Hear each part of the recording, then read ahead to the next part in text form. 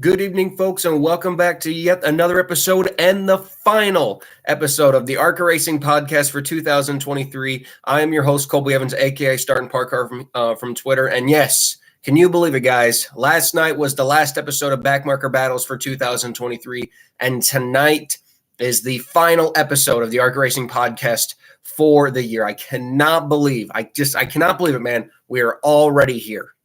It's just like hard to believe, man. I was there in Daytona. For the ARCA race, doing some media obligations and helping out Brad's team. And it's just hard to believe. We went from Greg Van Alst to Jesse Love and the team dominating the year with William Sawalich in the West Series division, continuing to be the West Series, the best ARCA racing division in my personal opinion. The East Series was pretty okay. Still got some things to improve on there, but overall, I would say a decent year. Not great. I wouldn't put it better than 2022. I think we can agree 2022 overall through all three divisions was a better year, but not taking anything away from the 2023 season. Overall, a very solid season. We do have some things to improve on. I'm curious to see without Jesse Love what the battle between the 20 and the 18 will be like next year. How much effort will the 18 team put in? Since Sawalich is going to focus more on truck rides and potential Xfinity rides next year and all that good stuff. So I'm going to go through my little intro and we'll get right into the action, guys. So you guys know the drill. Follow me on social media, Starting Parker on Twitter for all ARCA tweets, lower budget NASCAR team tweets, and the occasional weird opinions I post on Twitter sometimes about NASCAR. You know all that fun stuff. Like and subscribe to the channel. Turn on that bell for all notifications. We are less than 200 subscribers away from 1,500. So if you please leave a like on the video and hit that subscribe button, I would much greatly appreciate it. And check out the Racing Experts Media for all NASCAR media related content, the official media partner of this podcast. So let's get right into it, shall we? Just a review show today. The final ARCA race of 2023 at Phoenix Raceway. The West Series starts their year and ends their year at Phoenix. The only difference is that the race that is in the spring is actually classified as a ARCA Menard Series main division event, along with the West Series competitors. So both series get points for the same race, if that makes sense. Like the West Series drivers will get credited with running a main series race, and the main series drivers will get credited with running a West Series race. The difference with this fall event that took place a couple days ago is this is strictly a West Series only event, only because, since the ARCA main division ended their series, in early October, and it's still kind of early in the year, so to say, to end the season. So a lot of teams like Venturini and Gibbs, sometimes you'll see Andy Hillenberg show up. They'll be like, you know what, let's run the West Series finale anyway. It's the NASCAR companion weekend. It gets a lot of attention, which it does. I mean, with their championship weekend, being on championship weekend, the ARCA Series did get a lot of attention. You saw a lot of cars being floated around on Twitter. There was a lot of attention for this race. So it makes sense to see some big teams show up. And like I said, there's some opinions in the chat. It was kind of a mid-year, and I'm not going to deny it was. The West Series was the best series. I think we can all come to that agreement. I would say 3 years in a row now, the West Series has been the best series. 2022 had a pretty decent main division battle with Daniel Dye and Nick Sanchez and Raja Kruth. It was good. The problem was they weren't winning every week. Sanchez was winning decently, but the other two really weren't winning, and which is where I feel like the West Series was still better. This year, the West Series was the best. In my opinion, there's no doubt about it. We had a great championship battle going until Lewis decided to leave his team. But overall, still had some great races. The main division did lack, of course, with the 18 and the 20. The East Series just needs a lot of work. I love the idea of the East division, but it needs to have more of its own identity. There's got to be some more improvements there. But yes, so this was kind of a race that included a lot of main series division teams, such as the 18 of William Sawalich. This was part of his 20-race deal. We had all four Venturini cars here. We had Dean Thompson in the 20. Was actually quite shocked not to see Jesse Love in the 20. He was running the truck race for Tricon. Kind of shocked not to see Jesse Love in the 20, but Dean Thompson was in the 20. Of course, West Series and championship goer Sean Hingorani in the 15. Tony Breidinger in the 25, and the 55 for Chris Wright. Other main series cars, I guess you could say East primary, but they did run a lot of main races too. The Pinnacle Racing Group was there with Jack Wood. We had the CR7 Motorsports team there with Landon Lewis. Let's see, who else was there from the main division? I think that was it. Oh, wait, we had Ryan Roulette there from the Hillenberg team. We had there from the Andy Hillenberg team too. So, yeah, you had Andy Hillenberg, Venturini, and Gibbs, and CR7 and Pinnacle were the main division teams that showed up there.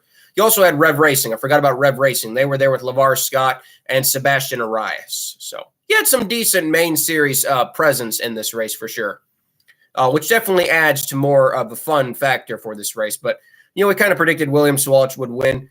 We'll talk more about that in a second. He did win the race, unshockingly. I think everyone kind of already knew that coming into the show, but he definitely had to work for it, and we'll go over it too. But yeah, we had initially 30 cars on the initial entry list. Unfortunately, we had to withdraw a couple of them. RJ Smotherman in the 38 had to withdraw due to an improper fuel cell. Actually not an improper fuel cell, and it expired fuel cell. That's the word I was looking for. His fuel cell was unfortunately expired, and ARCA, they're very hard on that. NASCAR and ARCA very hard on that penalty. So they would not let him run. Unfortunately, the 38 team did not have a backup fuel cell on hand, so the 38 team were forced to withdraw, which really sucks for RJ Smotherman. Like I said, he had a falling out with Loudon Jackson Motorsports. He's trying to put together his own operation, and honestly, it's a pretty decent team. John Wood, he was the former owner of Kart Idaho, or part owner of Kart Idaho, and they were a pretty solid team. I mean, they were definitely running top 10 levels in the West Division. So it's kind of sad to see that they were forced to withdraw. And we had another car that unfortunately withdrew after practice going into qualifying. The number 1 of Jake Finch. It's kind of cool to see Jake Finch back at the track now that James Finch got acquitted from his trials. But Jake Finch, unfortunately, I don't know if they lost a motor. He was 11th in practice, but he ran a very slow lap in qualifying. I don't know if it was a motor or a crash. It wasn't on TV. It was never really specifically said which way it was, but either way, the one had to withdraw. So that took us down to 28 cars. In practice, unshockingly, William Sawalich won practice. The rest of the field, though, was still pretty close. You had the 15 and the 20. Venturini really brought a great car for Hingorani, probably the strongest car that Hingorani's run all year in any main race, East race, West race he's run. This was probably the best overall car that Hingorani's had compared to the field. Dean Thompson was 3rd in practice. Jack Wood was 4th. Landon Lewis was 5th. So, again, kind of the same trend that we see in a lot of these West Series, main series combo events, or even in races like this where we have main division organizations showing up to these West races. They always seem to do better than the West Series teams. Very, very rarely do you see the West Series teams actually be able to outrun the main division cars. And realistically, the only reason why, Tyler Reif still put on a hell of a performance in the spring race, but that was a former Tricon car. DGR Crosby, whatever you want to call them. The 41 car from Phoenix earlier this year that won was basically a Tricon entry with a different wrap. That's all it was. And Tyler Reif still winning that race was still awesome and very impressive to see, but it's not like that was a Loudon Jackson car. That was a Tricon car. We did have some oddball entries in the field. Like I said, we also had Johnny Borneman III. It was great to see him back. It's kind of a cool story for the people who might remember him finishing 5th in that nationwide race at Talladega in 2010. He actually said he sold that car. A media reporter talked to him. He said he sold that car not too far back to a guy in Australia. And that guy who bought it still races it in a vintage racing circuit in Australia. So that's pretty cool. It's those small little tidbits of information, man, that make racing so cool, because it's like, we know there's a lot of racing in Australia, but it's never covered. But stuff like that's really, really cool to hear, man. But great to see Johnny Borneman back. He was in the 41 for Loudon Jackson. Justin Johnson, we haven't seen him in a while. He is back in the 46. Practice was not all that eventful. The only real problem was Robbie Keneally. He had a brake failure in practice right at the very start on his first lap, so he didn't get any laps of practice. Bobby Hillis was the slowest. That was kind of predicted. Bobby is, like I said, he's the Brad Smith and Wayne Peterson of the West Series, and we love him for that. We love Bobby Hillis on the show. Ryan Roulette, David Smith, Takuma Koga, like I said, Justin Johnson, Ethan Nascimento kind of brought up the rear of the field. The highest West Series regulars, I would say, were Tyler Reif in 7th, Caden Honeycutt in 8th, and Tanner Reif in 10th. So some of the West Series teams were pretty competitive, but I think we just kind of knew they were not going to have the speed to contend with, the Venturinis, the Gibbs, and even guys like Pinnacle and CR7 who just have more financial backing behind them. Same thing with Rev Racing too. So going into qualifying a little bit later, like I said, unfortunately, we had the mechanical problems for the one car. So he did post a lap. But it was a very, very slow lap, which indicated that he was having a mechanical issue. William Sawalich did win the pole, again, unshockingly. Sean Hingorani was 2nd. Dean Thompson was 3rd. Caden Honeycutt, again, in the West Series team, trying to bring it to them, was 4th in that Owners' Championship battle. Jack Wood was 5th. Tanner Reif was 6th. Landon Lewis was 7th. Tyler Reif was 8th. LeVar Scott was 9th. And Bradley Erickson was 10th. Now, coming into this race, it was not mathematically 100% given that Sean Hingorani was going to win the championship. He needed to finish, I think, our 25th or better, 25th or 26th or better to clinch the championship. So it still was not a 100% guarantee that Sean was going to win the championship. So he could blow an engine, he could get crashed, something could happen. So it was not a 100% guarantee. The biggest battle coming into this race was Venturini Motorsports number 15 versus MMI Racing and Steve McGowan's team, number 17, in the Owners' Championship battle. And as we know, and I've stated on this channel multiple times, the Owners' Championship is really where the money comes from in the ARCA Racing Series. And it goes for all 3 divisions. That's where these teams really do make their money, is through that Owners' Championship. And for Venturini, they came in 14 points behind Caden Honeycutt. So the battle, that was kind of the real battle. I'm sure they knew that they were going to win the Drivers' Championship pending something stupid happening, and they really brought a great car. I mean, they really brought a rocket ship for Sean Hingorani to go up there and try to contend for this Owners' Championship. So those were kind of the battles coming in. And obviously obviously the other people in the standings trying to finish as high in points as possible as they can. Like, I think we had, Todd Souza and Tanner Reif, I think, came in tied for points. So obviously you want to finish as high as you can in driver points too, just kind of vindication for that. So the race got started. Thankfully, I was able to be home from work for this. The race gets started. They all pile into the dog leg as usual. And I will say this was one of the more clean West Series races. Sometimes these West Series races can be an absolute mess. We've seen that before, multiple yellows, people crashing all over the place. But thankfully, it really wasn't. Even with 28 cars on the track, everybody made it through the first couple laps pretty easily. Unfortunately, we did have some trouble right at the beginning for one of the prominent back markers that everybody loves. Bobby Hillis Jr., like I said, really hurt the car. Any Tony news in the chat? She says she has something locked down for 2024. She hasn't announced it yet, but I'm assuming with her sponsorship behind her, it wouldn't shock me. If you want my guess as to what Tony Breidinger is doing in 2024, I think it's full-time ARCA, part-time truck. That's my guess. I think that would fit her better too. Another year of full-time ARCA and some more part-time truck starts. I think that would be good for her. But hey, whatever she wants to do. And she'll announce it whenever she is ready to, I guess.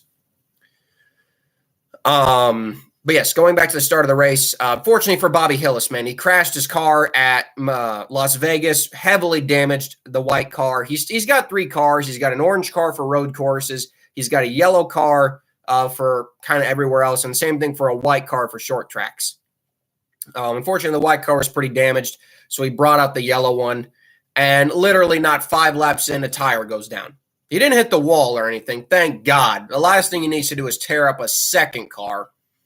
But he drove around on the racetrack right on the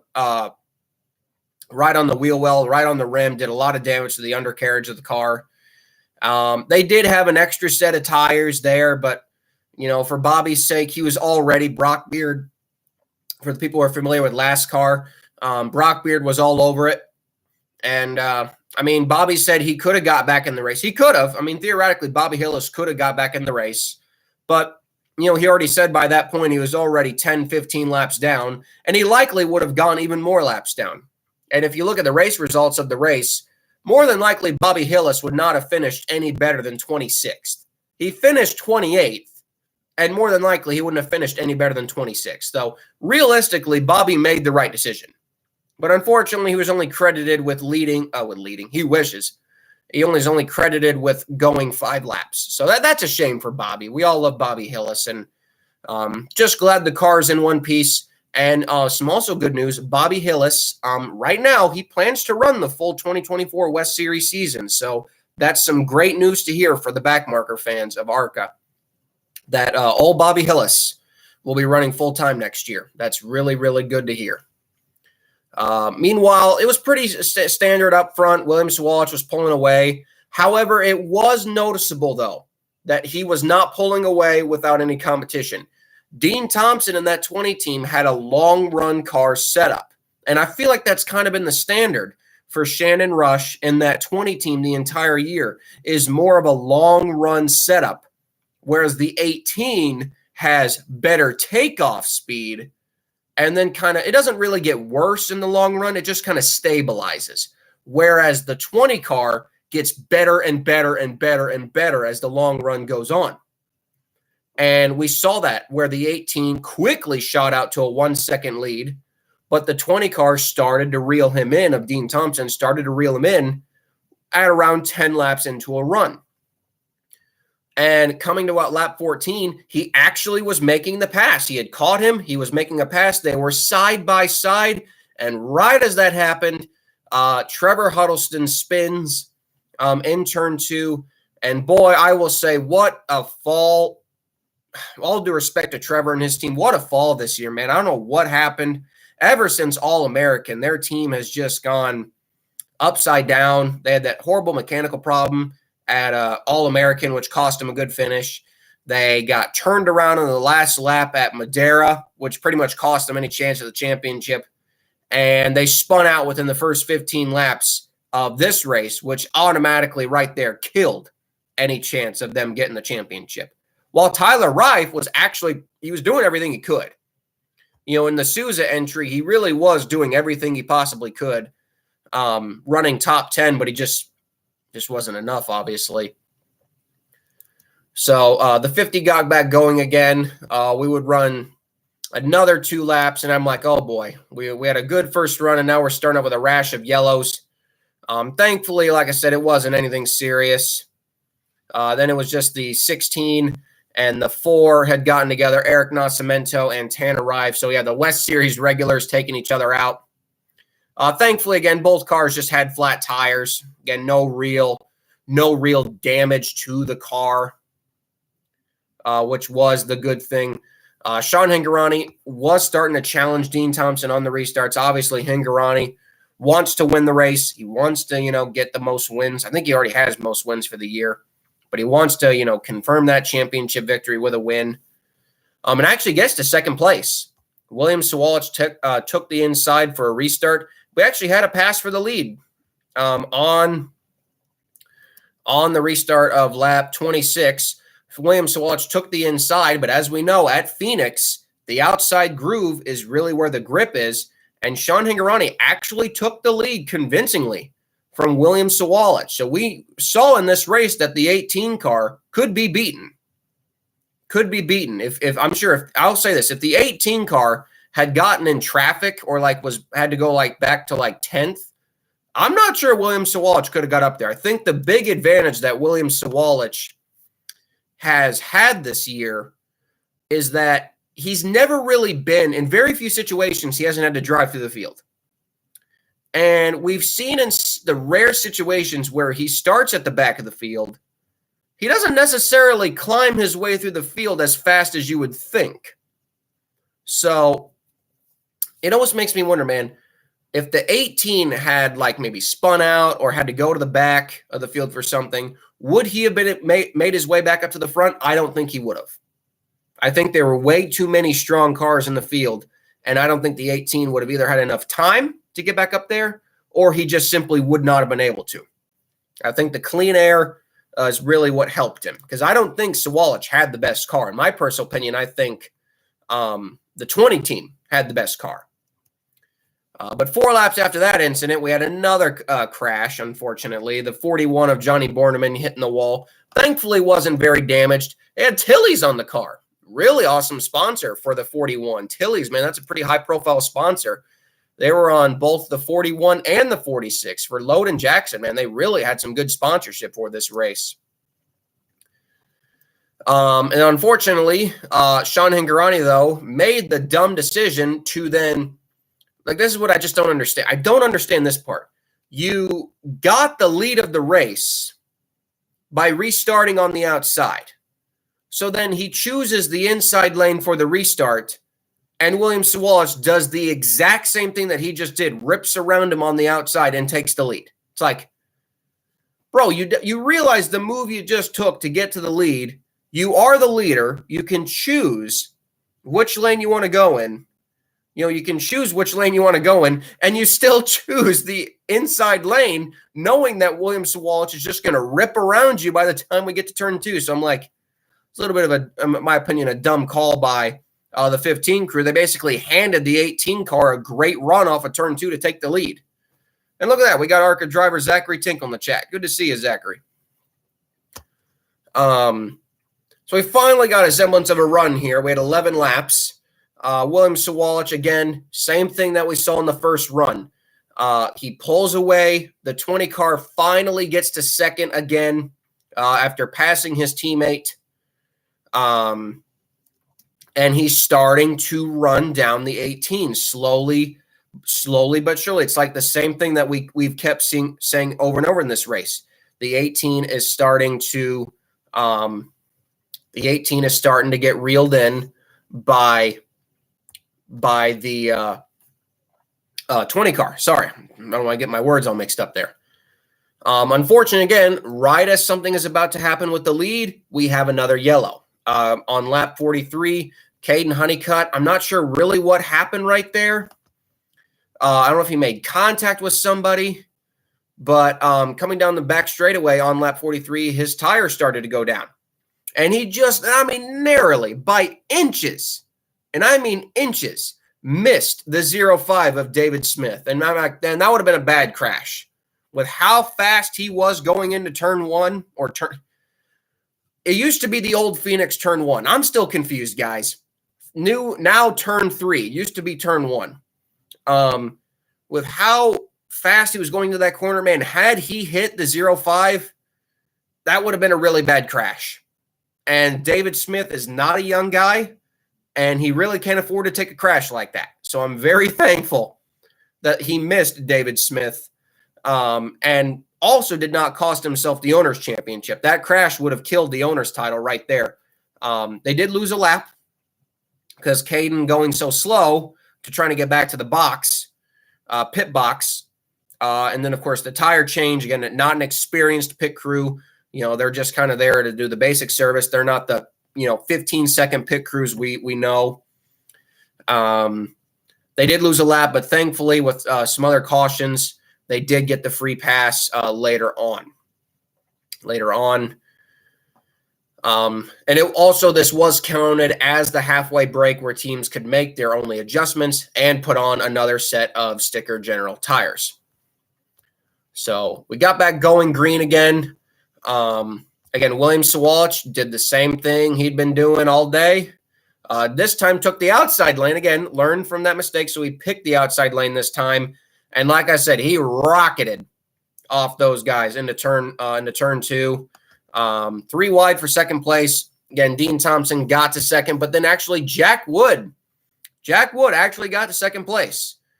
So the Pinnacle car was doing good. Probably one of the better races I've seen Jack Wood run all year in reality. Really was a good performance out of Jack Wood.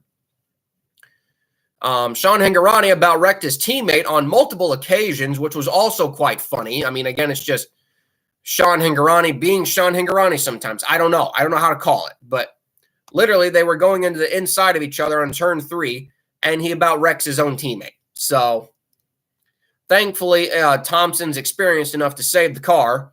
It costed them all a lot of time. Costed Hingorani like 5 positions on track, but they all recovered. The 55 of Wright about wrecked twice. I don't exactly remember what happened to Chris Wright, but he got stuck like 4 laps down for some reason. I don't know if I think he had an improper restart violation, but some sort of penalty where he lost like 4 laps under green because he was not that slow to go 4 laps down. So that was kind of confusing right there. Gar's Joey East, he had a suspension issue. He had to go to the garage. Ryan Roulette had to go to the garage. Zachary, if you are still watching, do you know why Ryan Roulette had to go to the garage?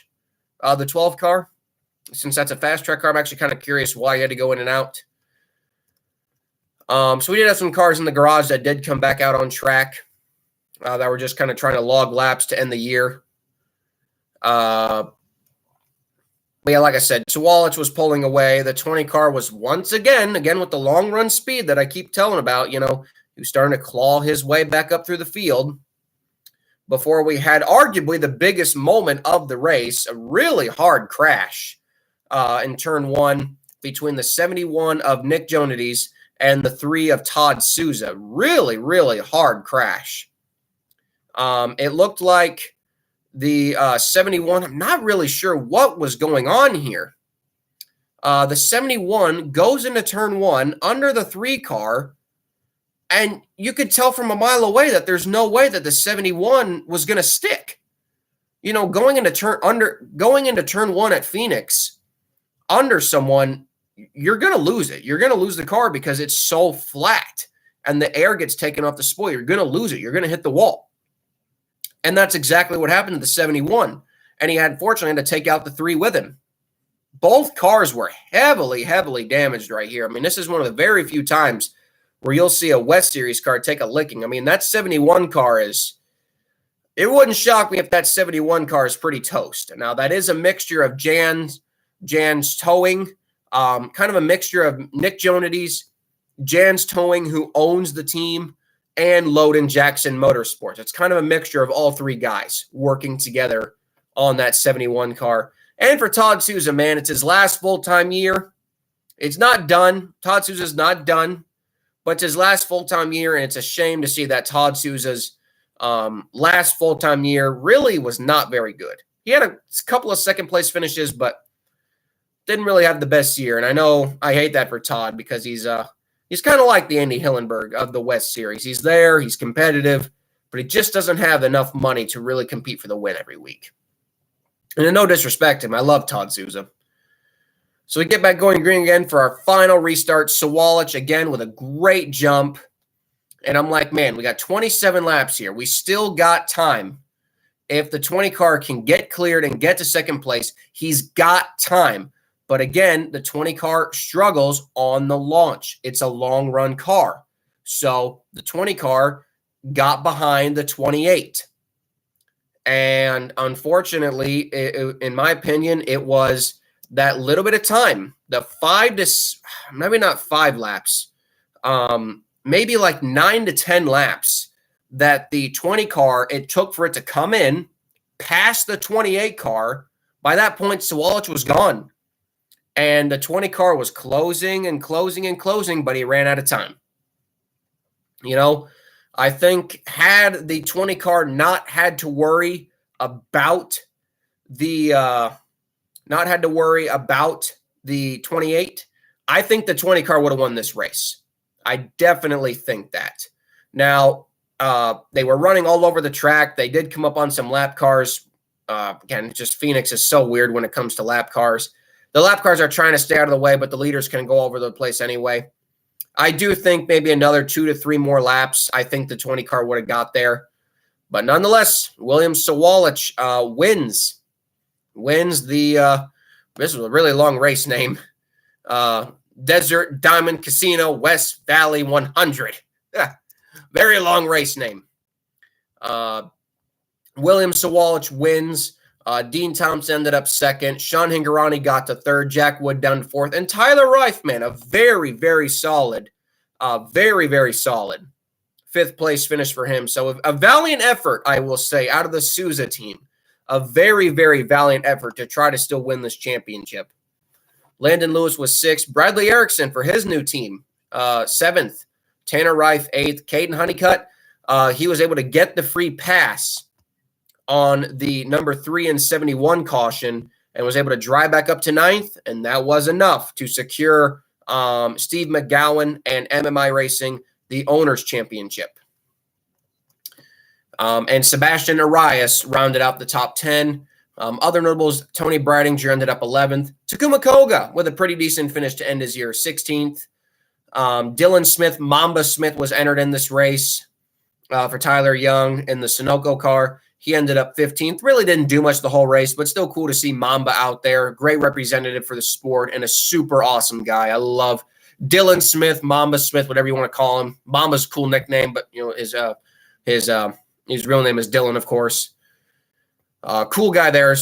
LeVar Scott, he got trapped a lap down. Not really sure why. I don't really remember, but he finished a lap down. Like I said, we already documented what happened to Chris Wright. Trevor Huddleston, he had a tough day. Of the 28 starters, 25 of them finished. So a pretty decent car count to finish the race. Not many DNFs. Only the 3 in the 71 for the crash, and for Bobby Hillis just retiring because he didn't want to tear up the car after the flat tire. Overall, I actually thought this was a pretty decent race. This was actually a pretty decent race. Way better than the truck race. I think we can all agree with that. The truck race that came later that night, later Friday night, was garbage. That truck race was garbage. The ARCA race was pretty good. William Sawalich, sure, he won, but William had to work for it. Any slip-ups, that 20 car was right there. Overall, this is Williams. Let's see here. How many wins does this put him at? He had 4 main division wins. 4 main division wins. 2 East standalone wins, so that's 6. And then the 1 West victory. So he had 7 wins for his 20 races of 2023. He won 7 of them. And I'll say I kind of expected William to win more of them. He probably did deserve to win more of them. He just kind of got screwed out of a couple of them. But yeah, 7 wins out of the year for William Sawalich total. And he did win in all 3 ARCA divisions. So good year for him. Like I said, he'll be eligible to run Xfinity next year in October. I do expect him to run more truck races. I do expect him to run the Xfinity races once he gets approved.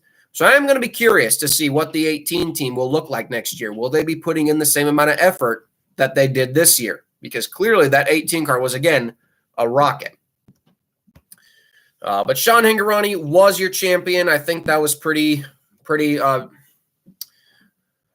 expected. He ended up with a 36-point lead. Tyler Reif, I will say this. If Tyler Reif didn't have the struggles that he had with Loudon Jackson during the early parts of the year, I think we would have had more of a championship battle. Tyler Reif actually completed the most laps. I think that's another interesting statistic. Tyler Reif actually completed the most laps of anyone this entire season in the West Series. He completed 1,568 laps. It's also to note that nobody in the West Series that ran full-time this year ran every single lap or completed every single lap that was eligible. This West Series season went 1,586 laps. And nobody completed every single lap. So that's kind of an interesting statistic right there, too. Tyler Reif came closest at 1,568. So only a couple of laps shy. But I feel like races where Tyler Reif could have had a championship battle, for instance, like finishing 15th at Portland and 17th at Sonoma, and then the 14th at Shasta. Had those been like top 5, top 10 finishes, we would have had more of a championship battle, that's for sure. So Trevor Huddleston ended up second, or third, I mean. Bradley Erickson was third. Tanner Reif, by virtue of Todd Souza's crash, was credited with fifth. Todd Souza ended up sixth in the championship. Eric Nascimento was seventh. Kyle Keller was eighth. Takuma Koga was ninth. And David Smith, the final full-time driver in ARCA Menards West Series points, was 10th. If you are curious, Caden Honeycutt only ran 4 races and still ended up 14th in the points. And William Sawalich also only ran 4 races and ended up 16th in the points. So still pretty impressive numbers right there. Overall, over 76 different drivers did get credited for West Series points. A lot of them from the main division, from that one race that they ran. But overall, like I said, a decent season of drivers. Great to see a lot of these guys out here. The Owners' Championship, like I said, after all said and done, Steve McGowan ended up with a 11-point lead over Bill Venturini. The Naki Kluwer team, the 88 organization, ended up third, so a great result for the Naki Kluwer team. Trevor Huddleston's team ended up fourth with the 50 car. The 13 Souza entry ended up fifth. The McAnally 16 team, that's probably going to be disappointing them to finish sixth. The Chris Loudon 41-71 entry was credited with seventh. The Eric Nascimento 4 car was eighth. The Steve Bohannon 70 car for Kyle Keller was ninth. The Jerry Pitts 7 car for Koga was 10th. And David Smith was 11th in his own car. And Eric Nascimento, the final full-time entry, 12th. The 21 car was 12th.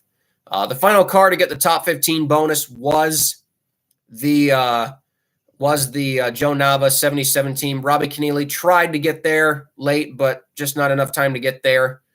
But yeah, the 5 car and the 77 car did get the last 2 positions in that battle. So yeah, Phoenix was a good race. I definitely give it a solid. I definitely give it a solid 7 out of 10. As for the West Series in 2024, we do not know. We do not know many.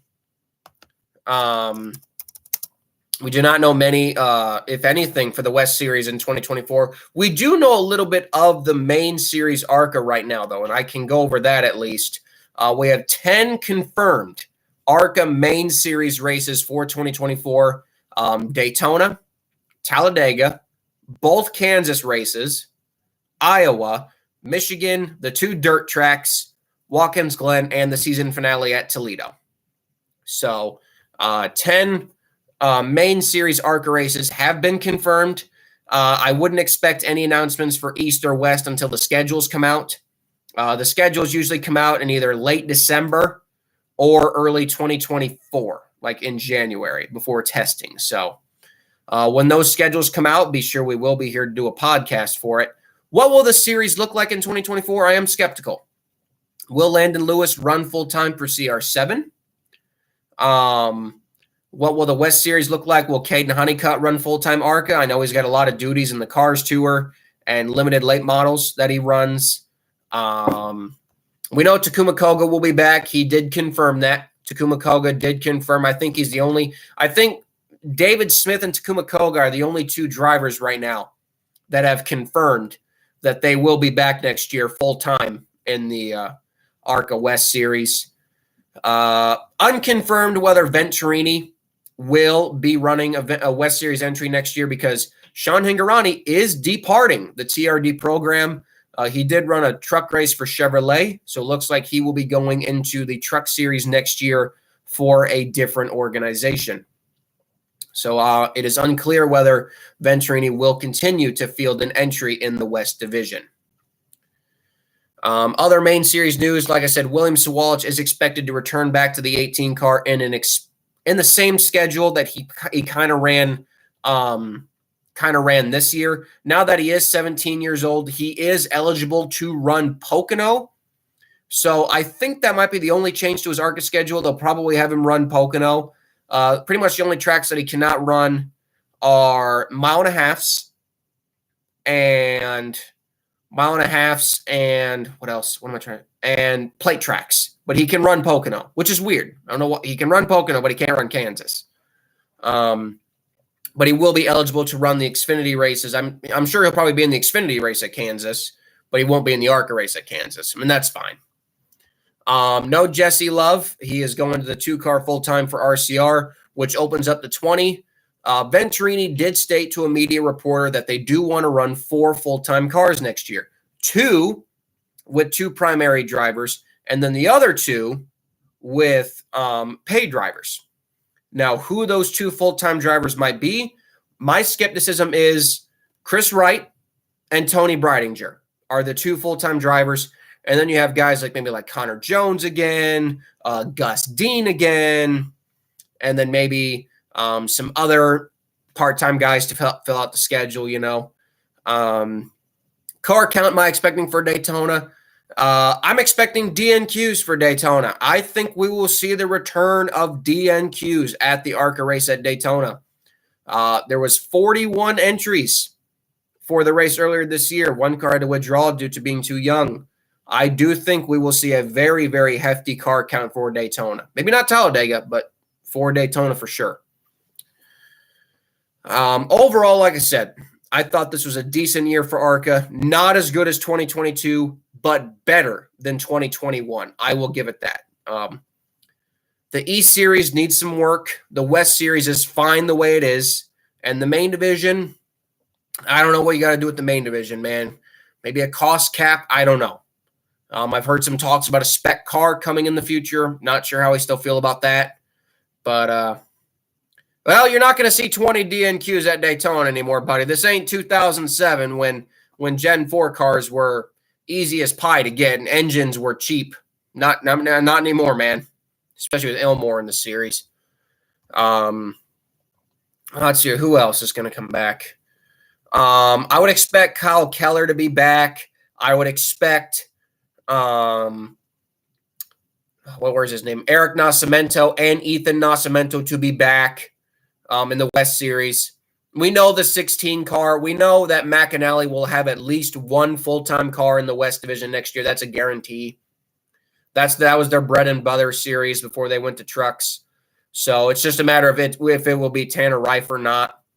We know that the Souza team, they will continue into next year just with a different driver, whether it's Tyler Reif or not. Trevor Huddleston is expected to be back too with the High Point team. The 88 team, the Naki Cooler team, they're expected to be back, but maybe with a different driver, especially losing Bradley Erickson mid-year. So I think the West Series will be fine for next year in terms of car counts. I definitely think they will. The main division hopefully will do well with car counts. The East Series, I don't know, man. I don't know what's going on. Man, Zachary Tinkle is getting all the subscribers in the chat. What? We need subscribers too in this channel. I hope everyone watching is subscribed. But yeah, got who doesn't love Zachary Tinkle, man? And yeah, go give him a subscribe too, man. We all needed subscribers, but if you're gonna subscribe to his channel, subscribe to mine too, please. I love you, Zachary. But yeah, overall, a great season. Venturini, they didn't win everything. They tried to win all 3 championships and owners' championships. Didn't quite work out for them. No championships on the East side. Those went to Joe Gibbs. They won the both main division drivers and owners championships, and they won the drivers championship on the West side. So they were 3 for 6. They were 3 for 6 on championships this year. Still not bad for Venturini. You know, they made a lot. I love Big Bill. I know Billy might not be the most popular guy, but I love Billy. I like Billy. And everyone loves. Who won Owners for the West? 17 team won Owners for the West. But I love Big Bill. Love Big Bill. Oh, sorry for being late on this, buddy. We already talked about everything. But yeah, guys, I would expect it to be fun next year. And as we know, I have said this many times, I do plan on driving in the series next year. So if you do want to sponsor me, if any of y'all know anyone who's willing to sponsor someone, I could use some sponsorship. But I am planning on driving in the main ARCA division next year. Planning to drive Iowa, planning to drive some dirt tracks and some more short tracks and maybe a road course. But I'm living the dream, guys. And I'm telling y'all right now, next year, I'm going to try to come up with the sponsorship dollars, going to try to come up with the money. If not, I'll just get it out of my own pocket. I've saved up a lot of money. I basically have saved up my life savings for this. I'm not going to rob a bank. But yes, I know what you guys are trying to say, but I hope you guys will support it there too. And we have done now the ARCA Racing podcast for almost 2.5 years now, over 100 episodes of the ARCA Racing podcast now. And I just say, for the people who have been here since the beginning, thank you. For the people who are just tuning in for the first time, this is what we talk about. We discuss ARCA. We discuss ARCA. We talk about ARCA. We talk about the good of ARCA. We talk about the bad of ARCA. We're fair. We're very fair on this channel. I try to make it fair. When we see a bad ARCA race, I say it's a bad race. When we see a good race, I make it a good race. So if you like what you see here, please leave a like on the video. Please, subscribe to the channel. It would mean the world to me, guys. Nobody does an ARCA podcast. I work in the series. So you can say maybe there's some little bias there, but I work in ARCA. I work for Brad Smith. I've worked for Wayne Peterson. So I just thought I'd create this show. So to everyone who's watched this year, thank you so much. Thank you so much for tuning in this year. I still got some content coming your way in the off season. We got some content videos. We got some diecast reviews coming, some sheet metal reviews coming. We got a lot of stuff coming for you guys. Even though we're not going to be doing live podcasts until next year, we got a lot more still coming to the channel. So I hope you guys are still here to enjoy all that. Anyway, guys, that pretty much covers it for me. That pretty much covers it for the ARCA Racing season of 2023. Congratulations to William Sawalich, Jesse Love, and Sean Hingorani on being the 2023 Drivers Champions. Congratulations to Joe Gibbs Racing, Venturini Motorsports, and Steve McGowan's team on their owners' titles. And just congratulations to the ARCA Racing Series as a whole for, I would say, a pretty decent season. Not the best, but still overall, I feel like a very decent season. So I hate to wrap it up, but I will see you all hopefully here in January. Yes, we don't have to wait till February here. We don't have to wait till February. We'll wait till January with the Daytona test. Yes, that is right, guys. So we'll see you all in January for the Daytona test. I am so excited for that, and I cannot wait to join you guys back there. Till then, enjoy the rest of your Tuesday nights. Enjoy the rest of your year. Hope your year is good. I'm going to get out of here. I'm going to go get something to eat because I haven't eaten yet. And yes, of course, guys, take care. Subscribe to the channel. Have a great night. And it's been a fun year. And we'll see you all next year. Give you guys one more goodbye salute for the year. And I'm signing off. Colby Evans, starting park car. And I'll see y'all later. Bye-bye, guys.